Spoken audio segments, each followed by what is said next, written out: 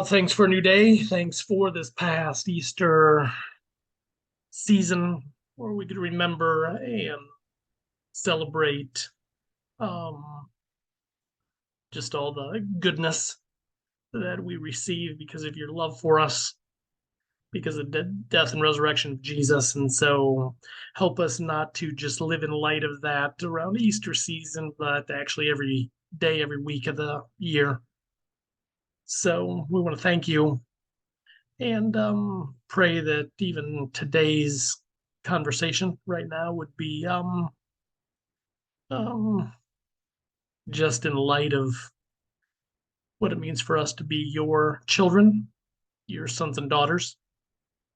So pray that you would lead us, help the church there to just see clearly how they can continue to lead their people to being better family with each other and better intentional friends with those outside the church.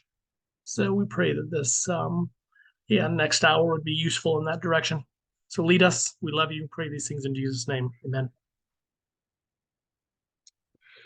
So we heard about the Easter egg hunt, the bunny suit, some of the other Easter stuff. Any relational fruit or encouraging relational stories since we met 2 weeks ago?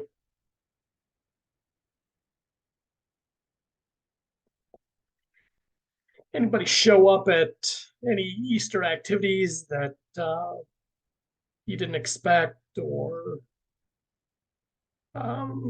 you had important conversations with? I know from our MC, at least one person that we had been praying for came to the Sunday Easter service. That's on our list of Great. 17 people that we're trying to reach. So that's exciting. Yep, it is. Any idea how they felt about it? No, they were taking pictures after and hanging out with their friend after that. And so they hung around for 15, 20 minutes after service. Yeah. So nice. They must have at least enjoyed being with us. Whether or not they were receptive to the message is a different story entirely. But yeah. It's a good sign, though. Good sign. Any others? Any other good relational stuff? So I've been kind of piecing together what's going on with the gentleman that cuts my hair, and I've kind of figured out he's got some church hurt going on, and so I mean it's been kind of I can tell it's kind of a delicate subject for him, but I did invite him to church, and so I'm just hoping that I see him every other two or once a month, and so I mean I've got plenty of time to keep trying on it, but I know that I've got that seed planted, and I'm at the advantage because he cut my hair for forever until I finally told him that I was a Christian, that I go to church and do all this stuff, and it sounds like he's got the he's used to what most people stereotype Christian churches as, with the painted stained glass and the preacher that's in the white robes and stuff, and Thrive doesn't, when I would think of church before I started getting into church, it wasn't what I would think Thrive looks like now, which isn't bad. It's like a very modernized church, if you would call it. And so I'm hoping that, and the impression that he had on me prior to him finding out that I'm a Christian is going to work to my advantage, and hopefully getting him to show up. Yeah, awesome. Love it. We'll keep praying for him, keep being intentional. I want to invite him to a party before you get him to church, though. That might also be a better first step. Or a good football game, or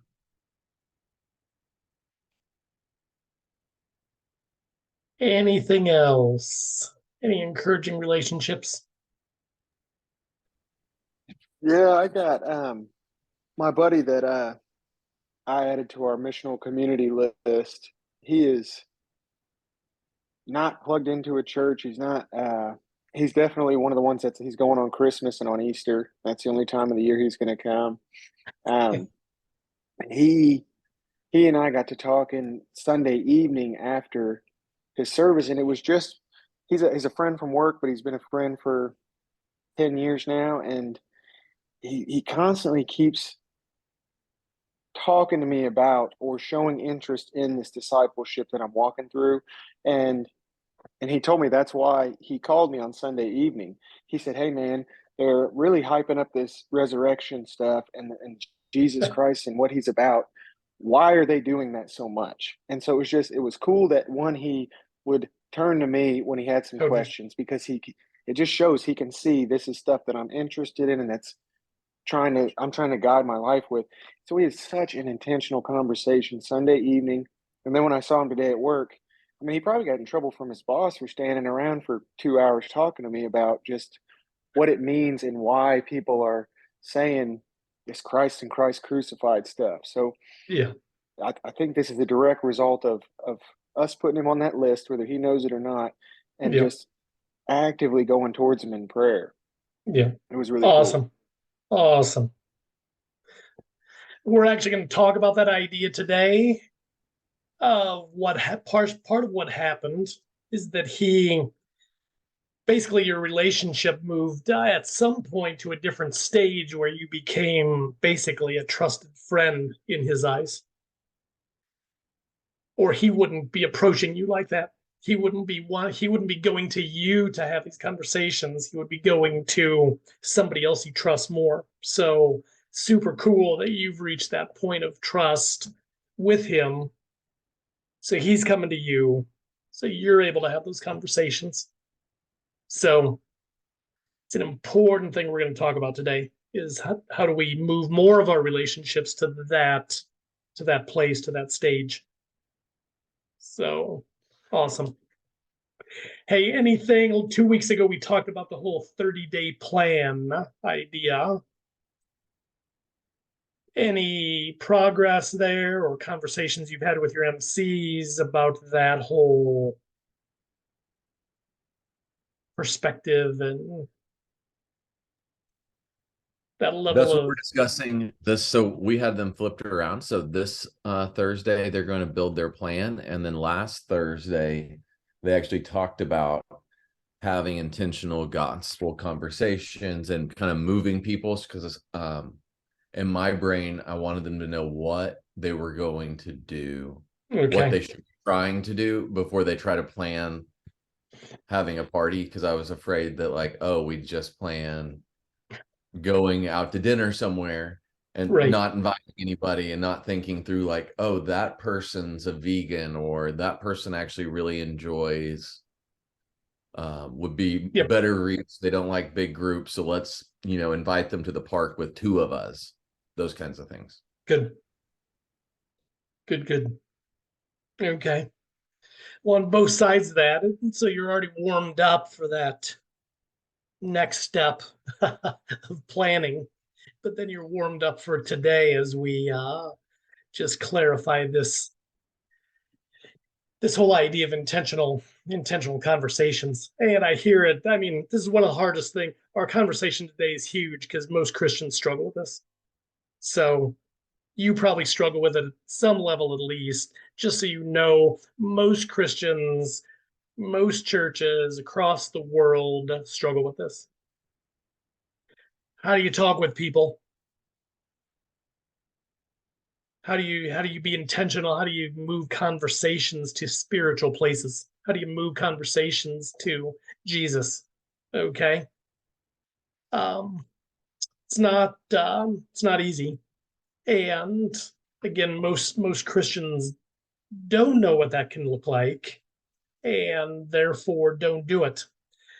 They don't do it at work, they don't do it at school, they don't do it at the park, they don't do it. And that's part of the problem with our churches It's supposed to be just a natural, it's not supposed to be like this method, this technique. It's supposed to be how we talk. It's supposed to be how we talk all the time. It's supposed to be how we relate all the time. Actually, Christian to Christian too. We don't do this very well as Christians.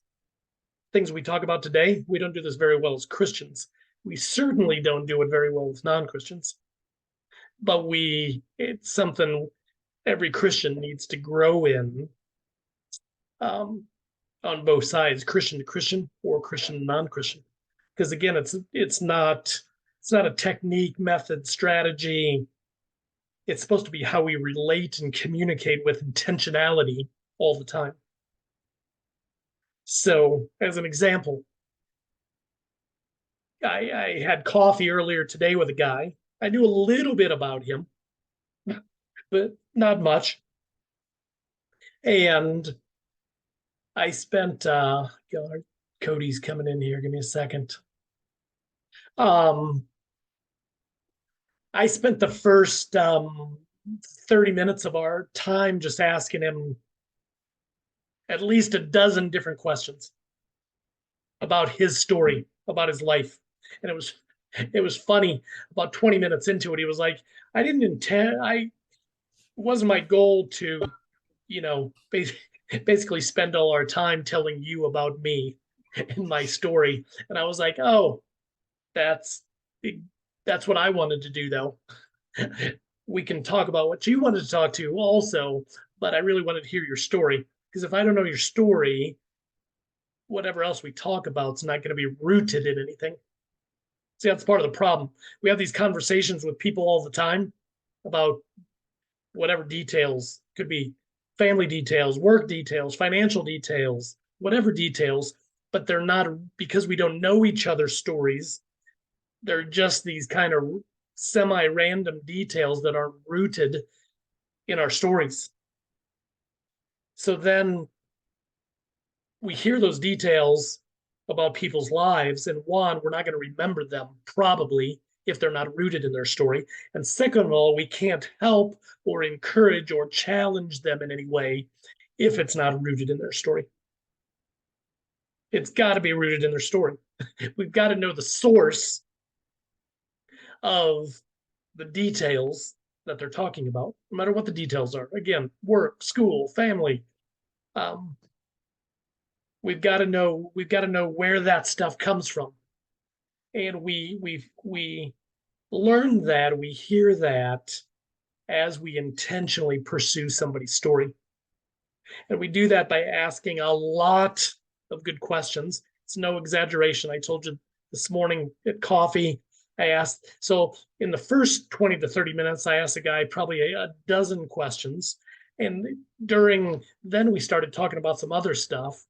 The reason he wanted to get together is talking about starting some businesses and how do you do that with a missional focus. But then I ended up asking him probably another dozen questions. So over the course of 90 minutes together, I asked this guy like 25 questions.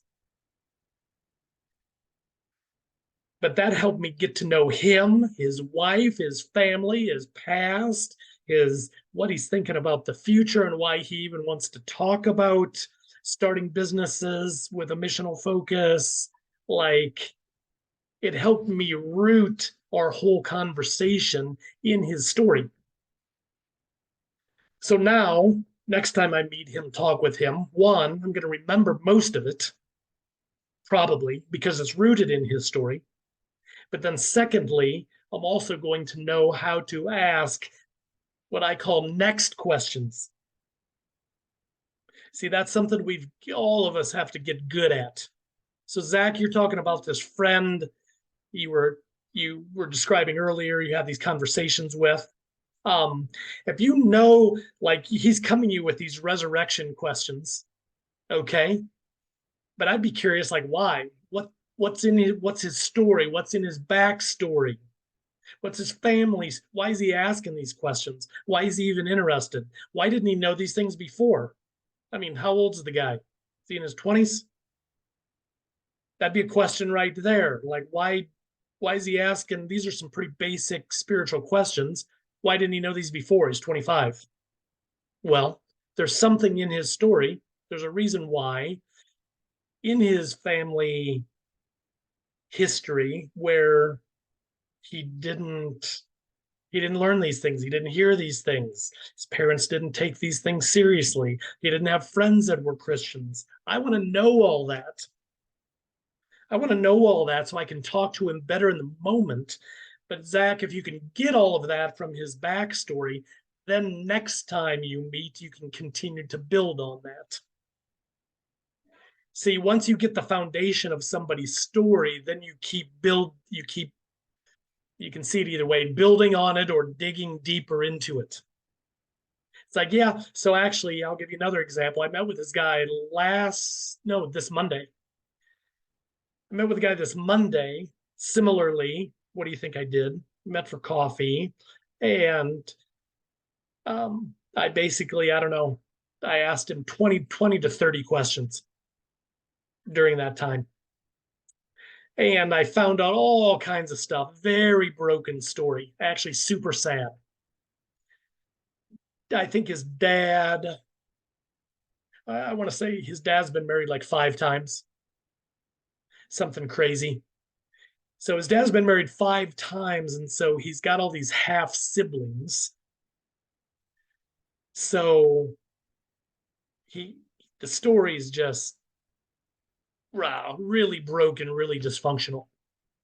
But that's important for me to know, because as he talks about whatever, as he gives me details, I know, okay, that's the root of that behavior, or that's the root of that perspective, or that's the root of that struggle. Does that make sense? Because I know that he came from such a broken situation and he moved around because he bounced around because multiple one dad, multiple moms, multiple half siblings. A lot of the stuff he said about his struggles just made sense. It's like, well, of course, as a teenager, you would struggle with friendship and identity and sexuality and all that. Of course you would, because there was so much instability in your life. But if he were just to describe his struggles, the behaviors, I wouldn't know how to encourage him or challenge him or pray for him. I would only know how to address the behaviors. I wouldn't know how to address the root, the source of the stuff in his life. So again, you see how this is for Christians or non-Christians? We've got to deeply know each other's stories, Christian to Christian. And then as we befriend non-Christians, we got to get deep into their stories. And we have to be vulnerable with our stories. So that's another thing. Are you comfortable with, are you confident about sharing aspects of your story? Your relationship with your dad, your relationship with your mom, your relationship with your siblings, your relationship with friends growing up, people that influenced you in a good way growing up, people who influenced you in a bad way growing up, experiences that shaped you in a good way growing up, experiences that shaped you in a bad way growing up. The people, the places, the experiences, all of you need to get confident, comfortable, articulate in sharing those aspects of your story. And sometimes we have to get good at it, because sometimes we only have a few minutes at work over break, or we have a few minutes over the fence talking to a neighbor, or we have a few minutes between classes at school, or we have a few minutes when we run into somebody after the football game. So sometimes God gives us a meeting with somebody somewhere. It could be 5 to 10 minutes. In those 5 to 10 minutes, it needs to be natural for us to be intentional. Ask a question or two that is more intentional than just, oh, what'd you think about the game? Oh, how are things going at work? Okay. Those are good starter questions, but we need to get good at asking the next question, something that's a little bit deeper, a little more personal. So did you guys have seen my circle, right? In the document? Okay. What I'm describing this last 10 minutes is just the circle. Okay. It's being intentional in asking questions, being good listeners to their story, to the human standing in front of us. Again, doesn't matter if it's Christian, non-Christian. And then as people tell us their story, we connect it to our story. And the cool thing about people's stories, they will either directly relate to yours or they will directly contrast with yours. Does that make sense? There's only two options. So each of you on this call, I could ask you some questions about your history, where you grew up, how you grew up, how big your family was, what birth order, were you the baby or the oldest? I could ask you those questions, and it's either going to be like mine, grew up in the same place, same number of siblings, same type of household, middle class, whatever, or it's going to contrast. You grew up in a city, I grew up in a small town. You were the oldest in your family, I was the baby. You grew up upper middle class, I grew up lower middle class. They're always gonna, but the point is, it gives us opportunity to go deeper with each other.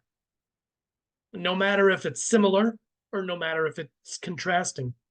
It's always going to give us good stuff to talk about and help us get to know each other.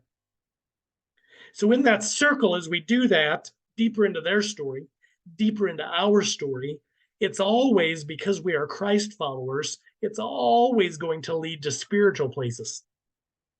That's the cool thing about this. You don't have to force it. See, so much of traditional evangelism training has been like contrived.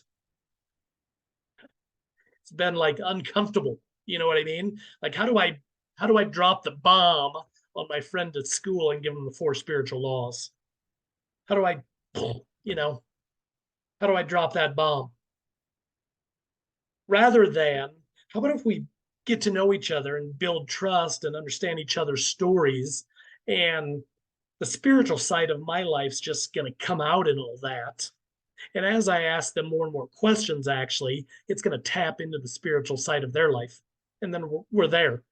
Then we can talk like Zach, then we can talk about the resurrection. We can talk about whatever because we're there. But we can and need to get there in natural ways, not in weird, uncomfortable, close the door type of ways, which way too many non-Christians have experienced, and why so many non-Christians are not interested in Christianity and not interested in the church, because that's been their experience.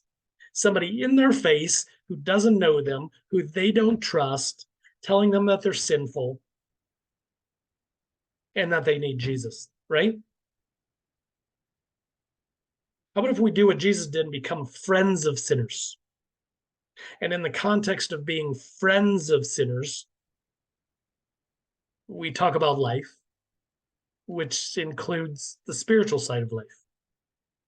Like, is that not, doesn't that seem reasonable, logical? I hope so.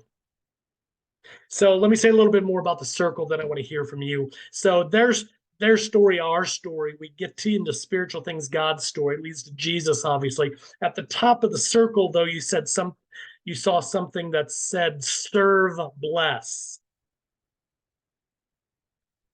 That means that as we get to know somebody's story, as we ask them questions, we are always going to hear areas of need, areas of struggle. Always.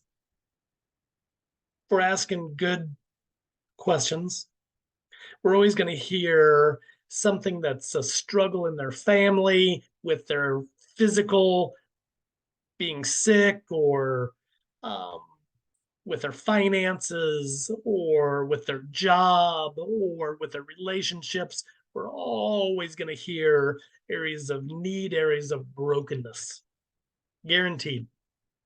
If you're not hearing those things, you're not asking good questions.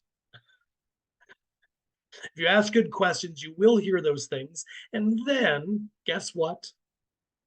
Your missional community can step into some of those things and bless them like crazy in just real simple, tangible, practical ways. So I can tell you so many stories. We had missional communities. I mean, my missional community, numerous times, we were caring for some single moms, found out they were having car trouble. Missional community stepped in, put tires on their van, got their transmission fixed, bought them a bunch of groceries, heard that the light was out in their bathroom. Guess what? 8 o'clock at night on a Friday night, I went over there and fixed the light in the bathroom so their kids could see to take a leak.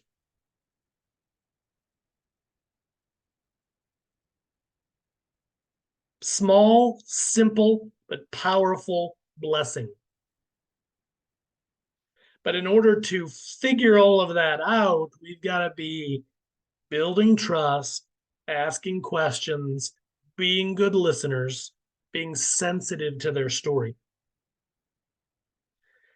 That circle you saw also had arrows around it. That means it's in motion, okay? That means it's going around and around and around. It isn't like, yeah, I did that one time. Now the process is over. No, it's going around and around 100 times. So you may have somebody at work and you have a 5-minute conversation with them over coffee break. But you learned a few more things about them. They learned a few more things about you. 3 days later, lunch break, you sit down, you eat lunch with them. It's like, man, on Monday you told me something about one of your siblings. Can you tell me more about that? I'd love to hear more about what it was like for you to be the baby in your family. And do you have a good relationship with your older brother? Did you have a good relationship with your younger sister? Tell me more about that. And you got 20 minutes over lunch, and it goes a little bit deeper and a little bit deeper. Oh, how was your relationship with your dad? Mine wasn't very good. We weren't very close. And then you let them talk about their relationship with their dad. And then you come back and you talk more about your relationship with your dad, good or bad. What's happening there?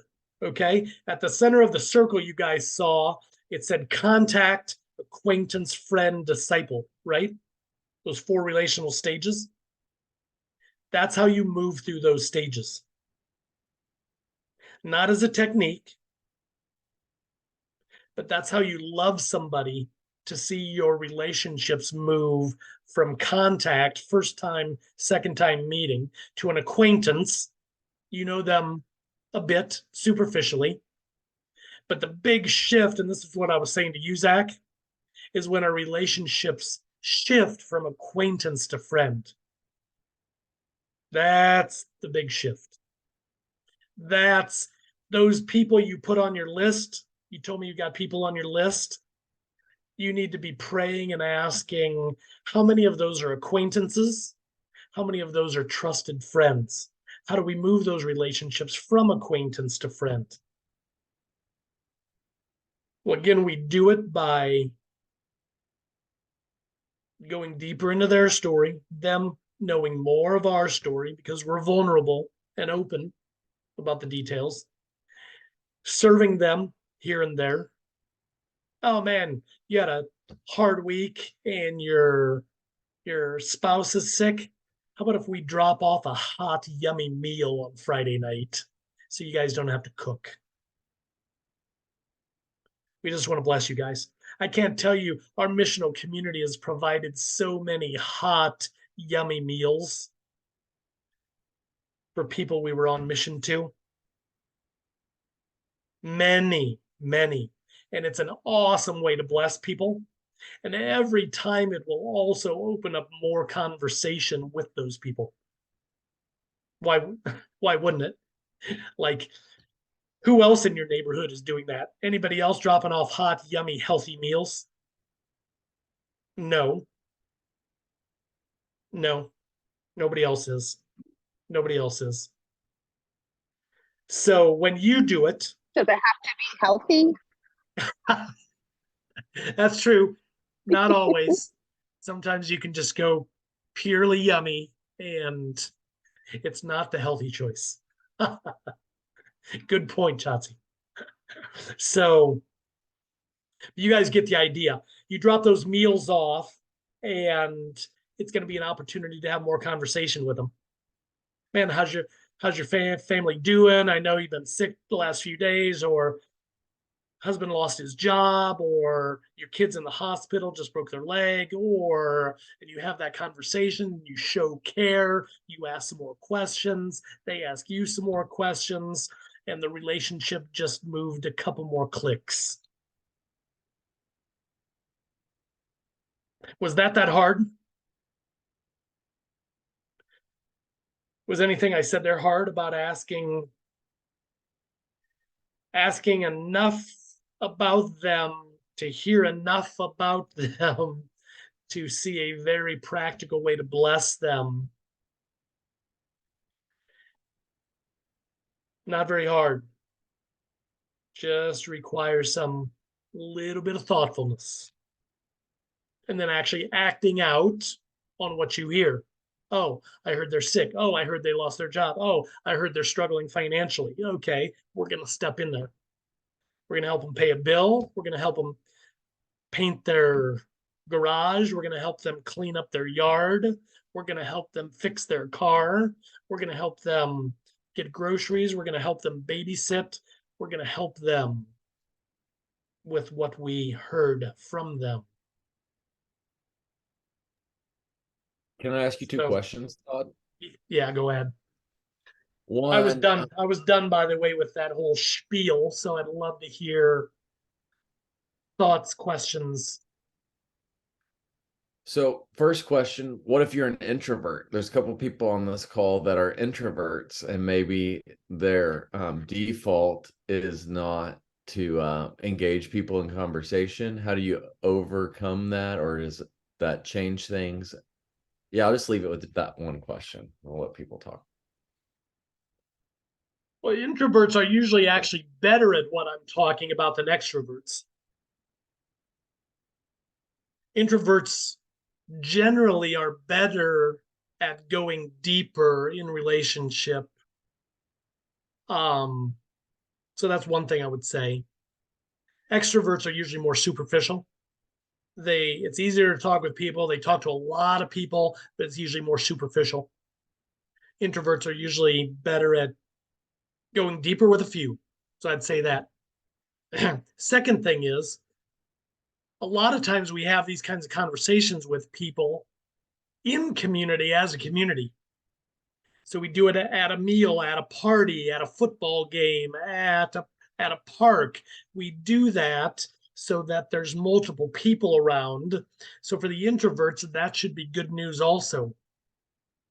They don't have to dominate the conversation.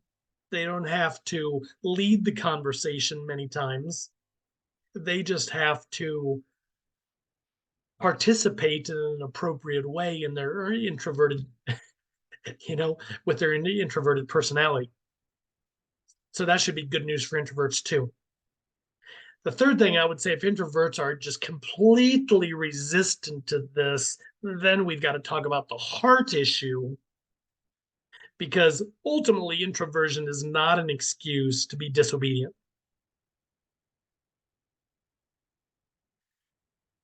So introverted, extroverted, young, old, rich, poor, there's still a calling on your life to love people well.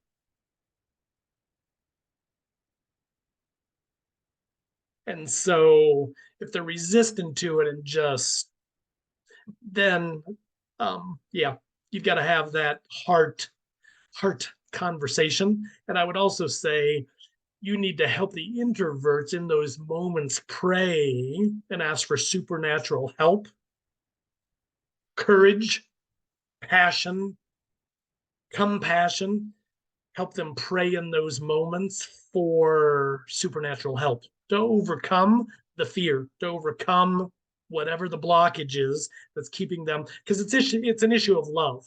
For an introvert who doesn't want to have a conversation with somebody, like it's a lack of love ultimately.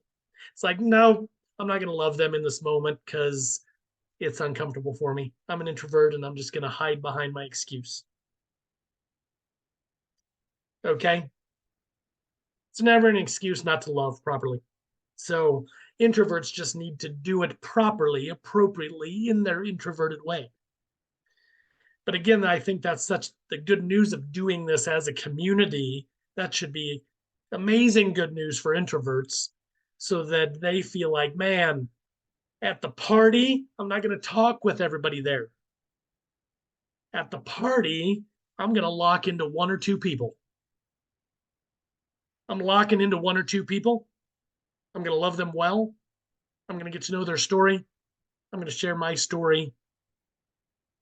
Tyler, the extrovert, he's going to play the room. Okay? Tyler and Chauncey, all over the room, all over the party, talking with everybody. That's kind of how extroverts roll. So we need both of them working together. Extroverts are usually the evangelists in terms of gifting. Introverts are usually shepherds, pastoral in terms of gifting. Does that make sense? That's why we need both. We need both working together. We need the evangelists getting them to the party. We need the shepherds caring well for them at the party. And you guys know with gifting, it's not completely black and white. Like it's no excuse for the evangelist extroverts to not also grow in caring for people's hearts and being pastoral. It's not an excuse. You just won't be as good at it. It's a gifting thing. That's the whole point of gifting. You're better at the things you are gifted in. Same thing on the other side. It's no excuse for the introverted shepherds to not have some evangelistic passion. Not an excuse. You're just not going to be as good at it. You're not going to be as fruitful in it. That's why we need both. That's Ephesians 4. That's the giftings working together, complement, support each other. What else? You had a second thing, Tyler. You answered my second thing with the first thing, so Okay. excellent. Because I think my question was like, what if you, like, what if you're just not very one of the things you said, you have to be thoughtful. Like, what if you're not very thoughtful when it comes to lost people, or sometimes people just, they don't like being in conversation that much. Yep. Let me say something else. So it's a personality thing, introversion, extroversion. It's a gifting thing. Okay, Ephesians 4 stuff. It's also a male-female thing. Guess what? That's why we feel so strongly about missional communities being mixed male and female. If they are too heavily male, that's a problem. It's going to be major weaknesses because of our maleness. But same thing on the other side. Groups, if they're too female, there's going to be weaknesses. And so that's part of the male-female beauty, is the balance that comes when we're working together. So male-female, different gifts, different personalities, that's when you get the good stuff. It's meant to complement each other. So, does that make sense? Yes. So with the rest of our time, I'd love for people, since we've all had, like everybody on this call's had conversations with people, had opportunities to serve and bless people, to tell your story. So like where in the wheel do you find yourself getting stuck? Like, are you great at asking good questions and going deep with people, but you struggle to like connect that to your story or to the gospel, or maybe like so where is it that you kind of feel like you might stall out, or maybe you do really good at this? Tell us about that. But just kind of everybody share. Good. Yep. Where do you get stuck on the circle?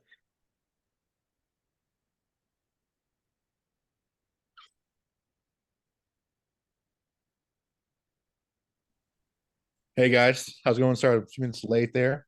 Where I get stuck in the circle.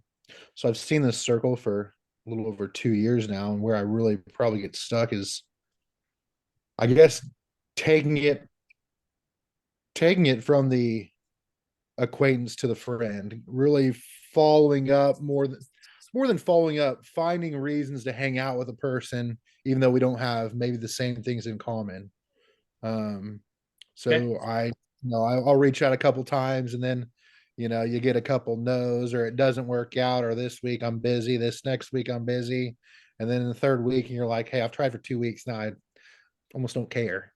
But you really shouldn't just hang up the phone and say it's over. You got to keep working it if Good. you are intentional and Good. are gonna takes effort, which I believe we just talked in previous weeks and have been on some documents you've written. So that's Good. where I get. Awesome. Awesome. Honest. Well, Very, one of my very, thoughts. very normal comments. Sorry, let me say a couple things quick, Tyler. Oh, One good. You thing, answered. Cody. I know what you're going to say. One thing, Cody, I love, like you nailed a really big thing. I actually like, this is going to determine like this. I'm going to make a big statement here. To the extent that you either figure or don't figure this out as a church is going to determine, like, it's going to determine the health and growth of your church for the next 10 years. So basically, to the point,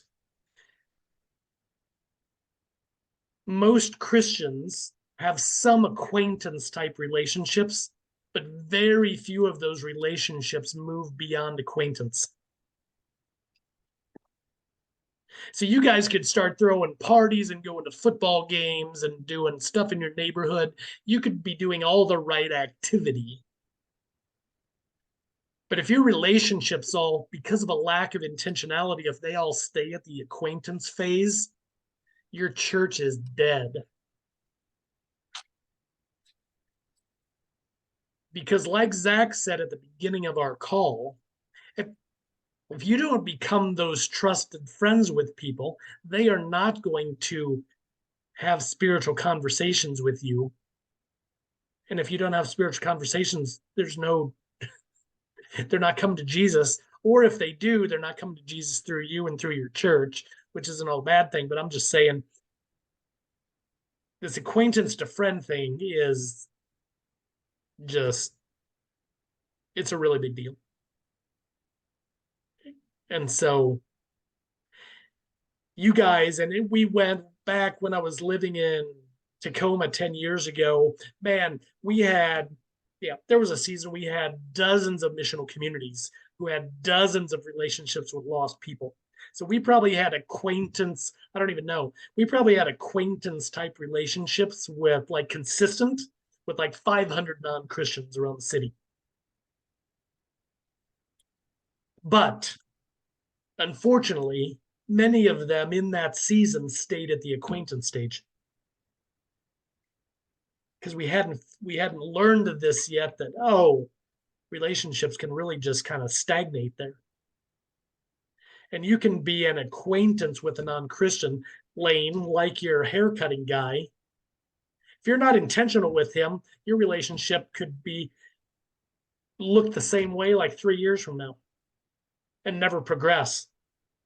Whether it's the haircutting guy or the neighbor or the coach of your kid's little league team or the teacher at your kid's school or your coworker, those relationships could look the same way 3 years, 4 years, 5 years from now. just this superficial acquaintance thing. And unfortunately, that is the case most of the time. And that is why so few churches in America experience true conversion growth. Churches that are growing in Oklahoma, most of them guaranteed, if they're growing, most of them aren't growing, by the way. If they're growing through transfer growth. I don't think that's what we're called to. We're not called to collect transfers from other states that are moving in for work or moving in for school. Like we're called to make new disciples, not collect old disciples. And that's always going to happen. People are going to move in and they're going to find you. You can't control that. It's okay to collect a few. But man, I hope that's not your hope, desire, goal as a church. Is just, man, we're going to collect all the disillusioned churchgoers around Oklahoma City. It's like, no, we want to see the 75% of people in Oklahoma City that are not Christ followers. We want to see them find Jesus. But you're gonna have to make a lot of progress with this acquaintance to trusted friends so that you have happen regularly what Zach had happen to him. Where people are coming to you going, man, I've seen something different in your life. We had that conversation over lunch, so I know there's a spiritual thing in your life. I know you're very committed to your church. You know the language. Some of them will call you, I know you're very religious. It's okay. It's okay if they say that. They saw something different in you. So, man, Daniel, you seem to be a really religious guy. Hey, let me tell you about that. I'm actually not religious at all. I am a Christ follower, but Jesus was actually anti-religion. So throw that out to some Oklahomans, okay? Jesus actually hated religion. That was the whole deal with the Pharisees. Okay? So Jesus is anti-religion. It was the religious system of the Pharisees that created all the conflict. So somebody calls you religious, man, is that an open door? But point is, in order for us to have those opportunities, we've got to be, Cody, consistent. We've had neighbors say no to us. We like inviting them, I don't even know, eight times. It's like, hey, doing a party, oh, doing a backyard cookout, oh, doing a kids thing, oh, doing this, invite, and we just hear no, not available, can't, no. 4 times, 5 times, 6 times, 7 times, 8 times. But then just that consistency, many times it will finally be, oh, yeah, we'd love to come. They weren't saying no for some, they were just saying no because their life is overcommitted or there's a bunch of dysfunction in it. It wasn't because there was something wrong with you. It wasn't because there was something wrong with you. And so we keep asking God, who do you want us to pursue? Where is the good soil? Who do we keep inviting? And we press on. So, okay, I'm preaching. What else?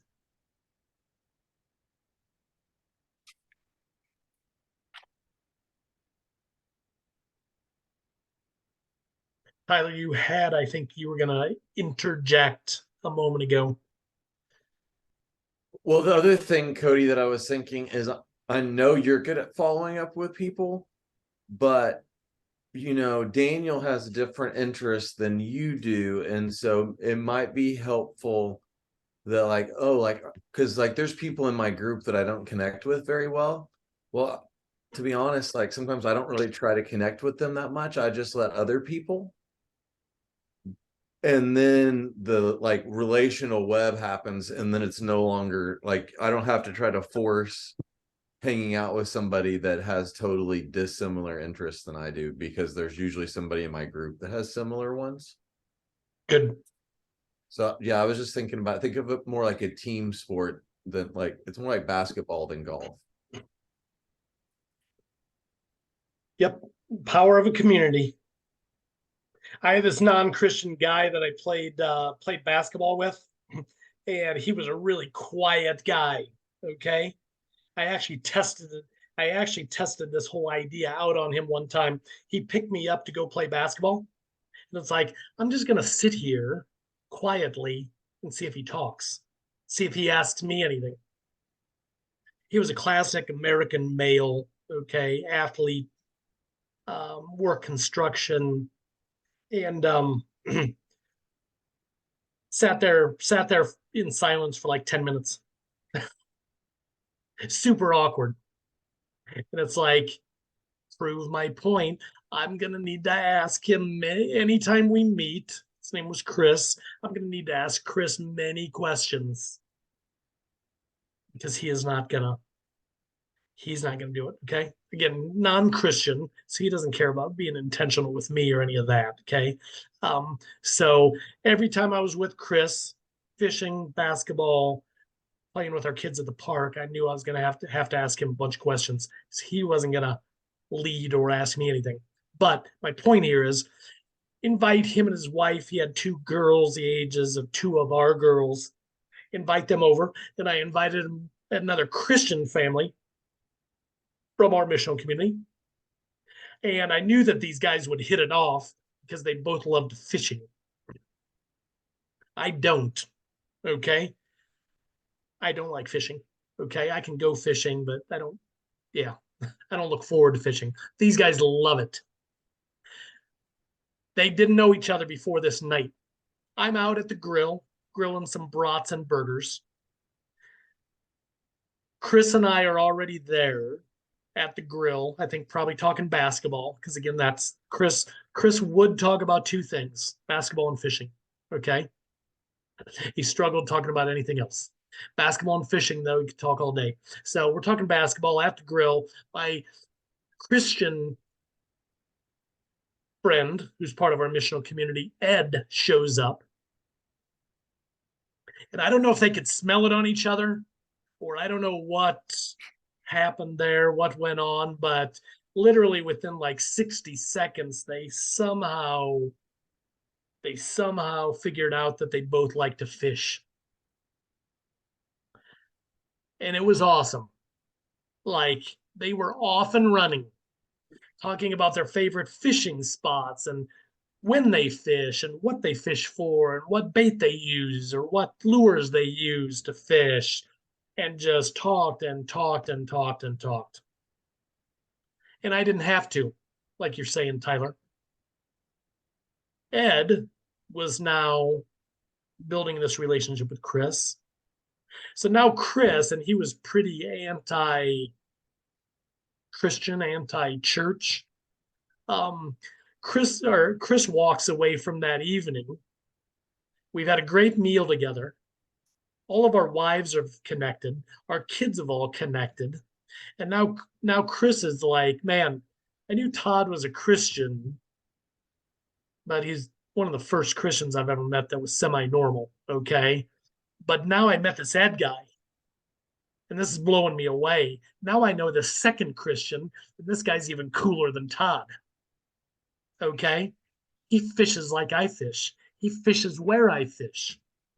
He's caught bigger fish than me. Okay. So now Chris is like, man, before I met these two guys, I had such a low view of Christians. And now I've got a completely different perspective about Christians. Because our families hang out and our kids hang out, we have a blast. We play basketball together, and it's fun. We go fishing, we talk fishing. So, do you see some of these things in play here? And through that, actually, I told you, I don't know, over the course of years of getting to know Chris, like I asked him 100 questions. 100 questions around the circle. Around the circle. Then we went camping with him around the circle. And then he invited me over to to learn to make flies for fly fishing. Was I excited about that? No. Did I go and spend 2 hours doing it though? Yes. Because that was Chris's love language. Man, make your own flies and then go fly fishing with those flies. So I did both of those things. I spent 2 hours making the flies, and then I put on some waders and waded out into the middle of a river, and he taught me how to fly fish. And it was super stressful because it was with all these experienced fly fishermen, and I was first time out there. So I'm like super rookie, and these guys are all experienced. They're out there like multiple times a week fly fishing, and Chris is trying to teach me. So I'm just trying to keep my line from not going over all of their lines. I don't know if you guys know anything about fly fishing, you know. So very stressful, but it was Chris's love language. So that's why I did it. But in the course of fishing and basketball and camping, I got to know deeper and deeper about the spiritual side of the story. Nominal Catholic mom, nominal Baptist dad. Didn't parent him, I don't think, very well, and didn't have that good of a relationship with each other as a married couple. So why would he think positively about Christianity? Looks at his mom and how she lived her life, looked at his dad and how he looked at his life, looked at them together as a couple and how they lived their life, looked at how they raised the kids. It's like, if that's what Christianity produces, pretty sure I don't need any of that. Right? That's a whole lot of people in Oklahoma right there. I guarantee it. Did he become a follower of Jesus? Is there a pretty bow on the end of the story? There is not, because man, we were such good progress having these kinds of, well, cool thing. Finally, at one point, seriously, and you'll have to pray about this, I felt like God, I was praying one day. It was like, what's next in some of these relationships? I felt like God say, here's what I want you to do with Chris. I want you to send Chris a text. It was like crystal clear from God. I want you to send Chris a text, and I want you to ask him if he will meet so that you can tell him everything you know about Jesus. Like that clear. So I texted Chris and said, praying for you. I was praying for you. And this is what I heard from God. I believe that God telling me to say those exact words to him in a text. So it was like, this could blow up our relationship. You know, who knows? But so I texted him, said that exact thing in the text. I said, Chris, you know, been friends a long time. Um, this is what I heard from God. Would you be open to me, basically sharing a full, detailed story about Jesus? I didn't hear back from him for like 2 weeks. I was like, okay, blew it up. Okay, nuked that relationship. But then 2 weeks later, I get a text back from him. Said, yeah, we could meet for coffee. We could meet for coffee and do that. So he and I met for coffee. And seriously, I gave him literally an hour's worth, a full hour of like the best explanation of the whole biblical story that I could. We had an awesome, awesome, awesome conversation. And it wasn't just like this technical, story. It was connected with my story, and I connected it to his story and his dad's story and some of that. So it was a very powerful time. And he sat back in his chair at the end of that night, getting ready to leave, and he said, "Man, that's a lot to think about.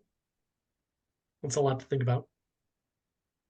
So we left, and not a very short time later, his wife was the assistant. What do they call them? Like the assistant mayor.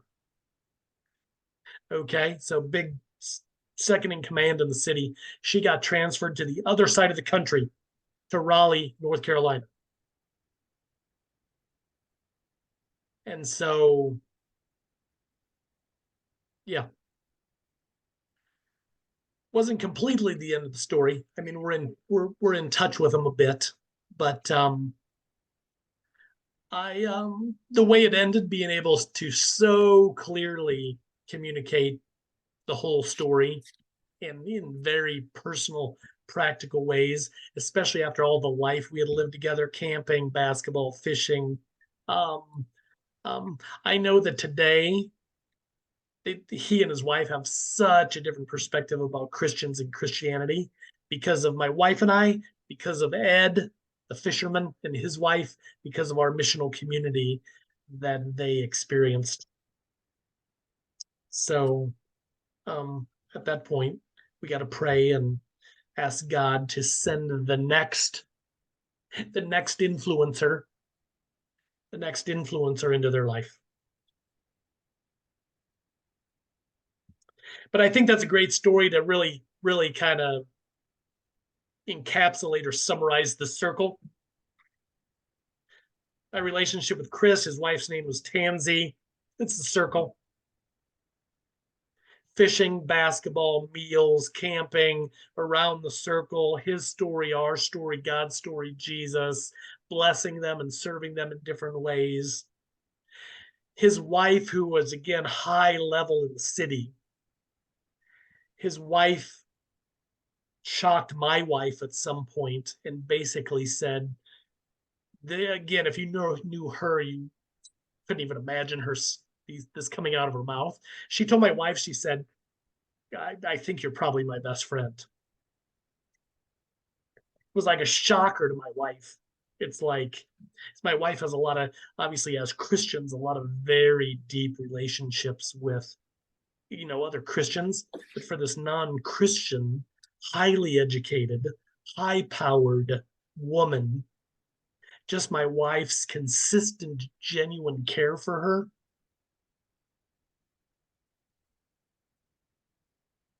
gave her a sense that my wife was her probably was.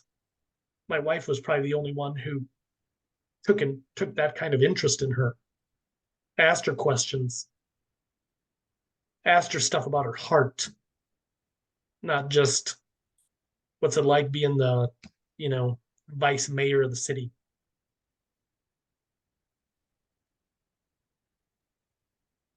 So, but you guys in your church, you're obviously capable of all of that. There's nothing hard about any of that other than learning to be intentional. But to the extent, and this is the big thing I told you I was going to say, Tyler, to the extent that you and your MCs in your church is able to learn to live and communicate in this way, it will determine the future of your church. Like it's that big. If you guys grow this out and multiply this out and see more and more people who go to work this way, go to the park this way, throw parties this way, go get their hair cut this way, more and more people in your church doing that, your church will make disciples, new disciples. You will experience conversion growth, I believe, because it is the way of Jesus.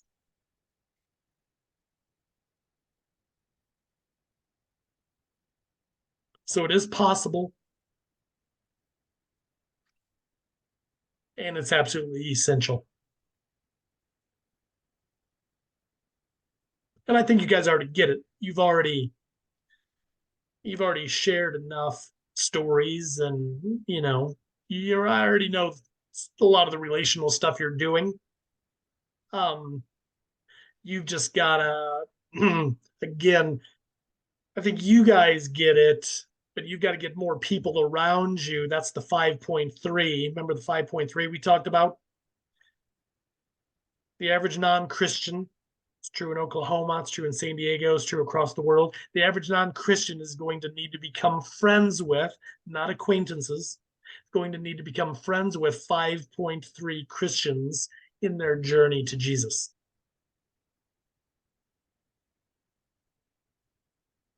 So if one or two in your MC get it, that's not enough. Your MCs have to have 5.3. You can fight over the who's going to be the 0.3. Okay. But you got to be surrounding the lost people in your life with a loving community that is demonstrating and proclaiming Jesus in this way. We do it together, introverts, extroverts. We do it together, male and female. We do it together, evangelists and shepherds. We do it together as 5.3 with that diversity. And then we let God change lives in the midst of it. So, final thoughts.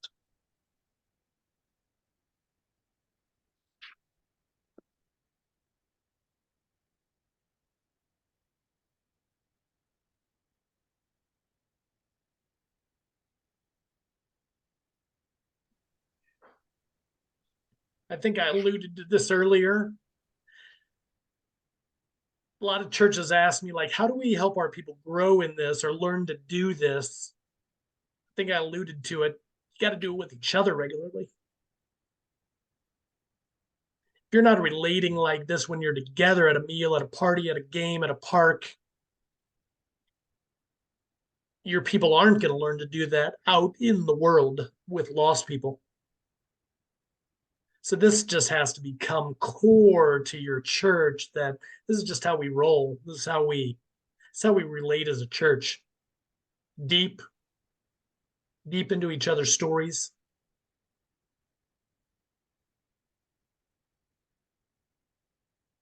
Asking each other good questions all the time, getting at the source, the root of, stuff going on in our lives. That's why we do DNA. That shouldn't surprise you. That's just what DNA is. Okay.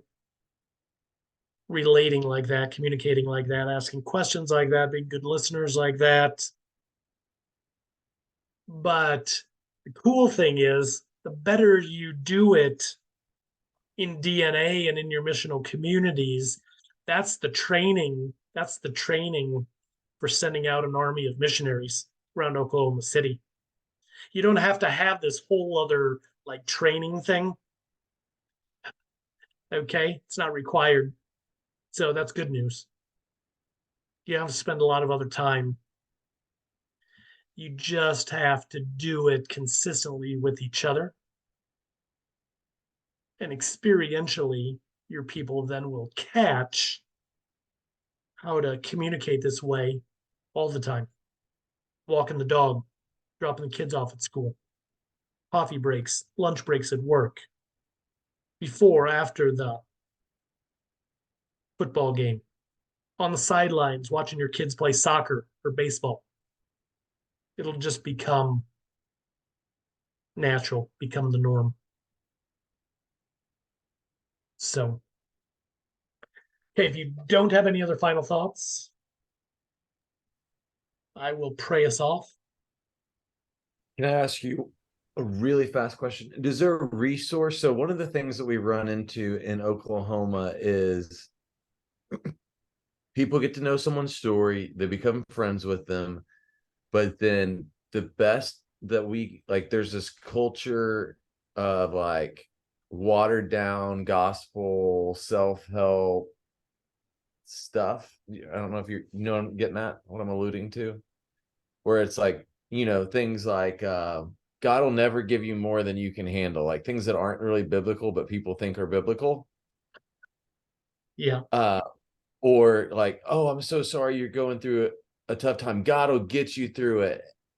And it's just, it may even be true, but it's not helpful to what they're going through. Is there any resources out there that would help, that, you know, like a podcast or a book or anything like that? Or is this just one of those things that we just have to like practice a whole bunch? Well, I mean, one of the things as you were asking that came to mind, I mean, that's stuff you ought to be addressing from the pulpit regularly. You know what I mean? The quality of your preaching and teaching definitely affects this. So that you're clarifying all the bad thinking that you just described. But as far as resources, I mean, um any there's stuff from Tim Keller. Anything from him is gold. Um, I mean, J.D. Greer wrote a book, I think, about what is the gospel or something like that. So I would frame it in that way, though, is that even regularly you telling your people, we need to, hey, everybody, we need to be gospel speaking people, not self-help speaking people, not prosperity speaking people. We need to be gospel speaking people. So, hey, everybody, let's get clear about the gospel so that everybody's clear about character of God and who he is and what he has done, who we are in light of that, our identity as his sons and daughters, and then how we live and how we make decisions and how we think in light of who God is, what God has done, who we are as his adopted sons and daughters. That's how I would frame um, the need for more, for becoming, gospel speaking, gospel thinking, having a gospel framework. So, yeah, the more I think about it, the more I think practicing is what's going to really help, because as you get to know, always, you know, like as you get to know their story, then you're better able to actually share the gospel in a meaningful way with them. So it gives me something to think about. Well, thank you all for joining us for the call. And I'm excited to see the fruit of all of it as you guys plan out your next 30 days in a missional community group. Yep. Awesome. Let me pray. We need help for this. It's not a human thing. Even as we get into these conversations with people, I didn't talk about it, but being prayerful in the midst of conversation with people. We need to do that. Like, what is the next question? What, like asking for discernment? Like, man, this, I told you I was talking with this guy that just had major dysfunction in his life. Being able to discern, like, man, how do I care for this guy right now? He just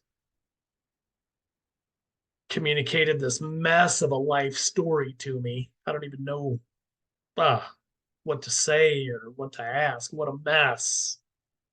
So asking for supernatural help, for God to lead you to know how to speak truth into conversations, how to ask questions, know how to share your story. Again, prayerfully. Okay. Helping your people do it prayerfully. So let me pray for that. Father, thanks for this conversation. It's just so important for us. Even Christian to Christian, even spouse to spouse, even as we parent our children. Man, this whole conversation is also a parenting conversation for, um, for all of us. So, I mean, it's a friend conversation, it's a spouse conversation, a parenting reality, a good coworker reality, a good neighbor reality. Father, it's so critical in all of our relationships. And man, do we need help from you to grow in this and to be clear about this and to be confident to love people well by pursuing their story and being courageous and clear about sharing our story. So, Father, yeah, please grow us. And I pray for Thrive. I pray for that church and for everybody connected with at this point. I pray that, man, this would just become a defining reality there. I pray that it becomes something they're known for, is just the depth of conversation, the depth of communication, how they love people through how they build trust. Pray that it would just, yeah, define the church. And as they do move many of their relationships from acquaintance to friend, I pray that you would move in those relationships and transform people's lives. We know there are many lost, broken, hurting people around Oklahoma City, and we pray that many would find you, find healing, find hope with you through their church. So, Father, I pray that you would lead them, help them to live dependent upon you, prayerful. I pray for each of their missional communities that you would give them a deepening love for each other like family, so that they can be that 5.3 plus that are working together to love others well. So please produce that in them, produce deep love for each other that results in deep love towards the non-Christians in their lives.